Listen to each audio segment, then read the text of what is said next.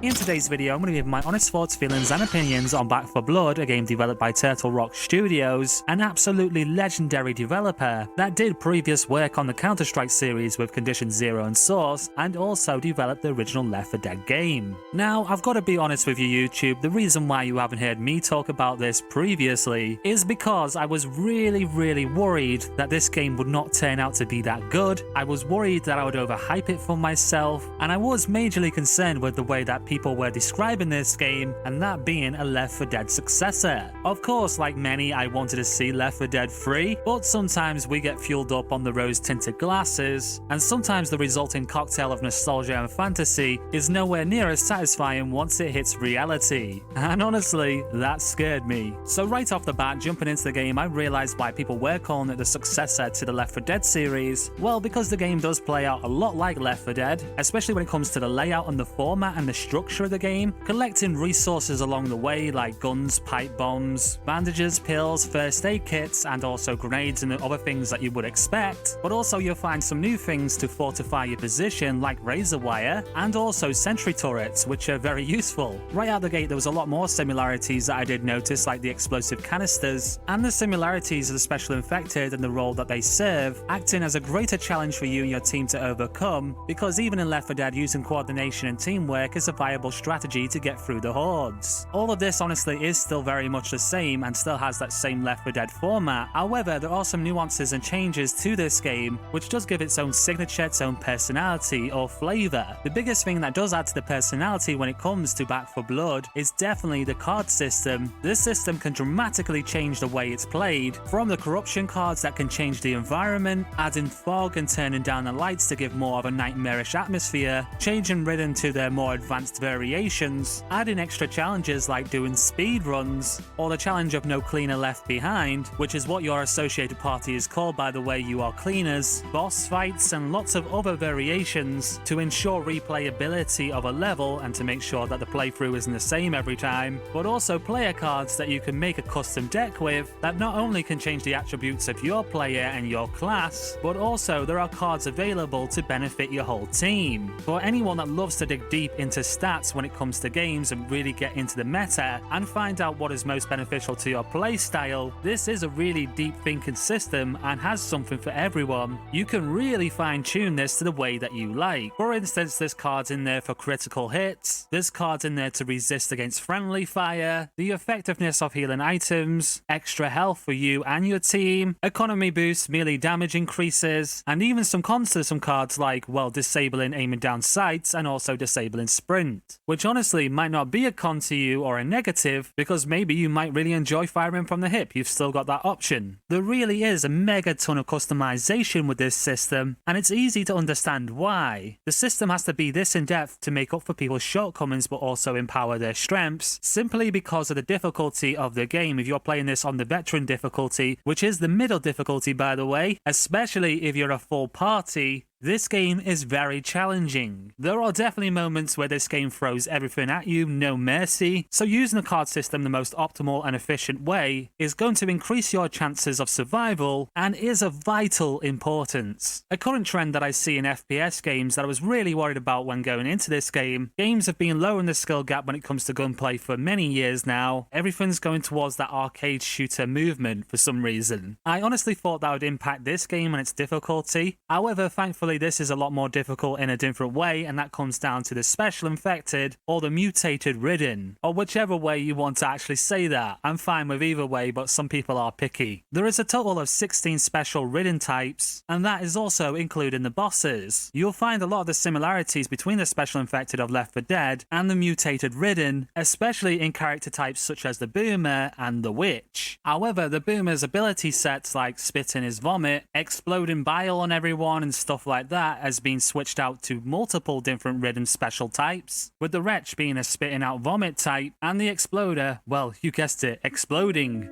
and the snitch doing the same role as well the witch would have done, which is alerting the horde to your position. And well, that was only naming 3 of the 16. Because of this, there are a lot of diverse fights that you will get into, and the card system actually links in with them because, well, there are counters to them. However, corruption cards can make it a lot more difficult. Like for instance with the snitch, there is a corruption card that means that he always alerts the horde to you, even if you do a tactical takedown with your whole team. There's other mutated Ridden like the Reeker, the Striker, the Tall Boy, ones that are more like the Stalker from Left 4 Dead, ones that shoot sticky stuff at you. There's a good diversity of different enemy types that you will face. Anyway, we could probably talk about the card system and the special infected for another 20 minutes, but I don't want to make this video way too long, so let's now move on to the atmosphere of the game. So although I think the game is very linear, and I definitely think that's by design, it's not meant to feel open, although there is some more open map design, especially when you do get to the farm stages and stuff like that, it does feel a little bit more open, but I do think there is a nice range of different environments, and I do get a unique vibe from each one when I play through it. I think the map design is very fitting to the weapons that are available, because a lot of the weapons do cater towards being close up and being intimate with your fights, and I love the intensity that it brings, especially when you're mowing down groups of normal Ridden. The game does make you feel like somewhat of a badass. Well, that is until the special mutated Ridden get there and ruin your day. Visually, I think this game looks pretty nice, even though I was playing at 1080p on low settings, which is the footage that you're watching right now.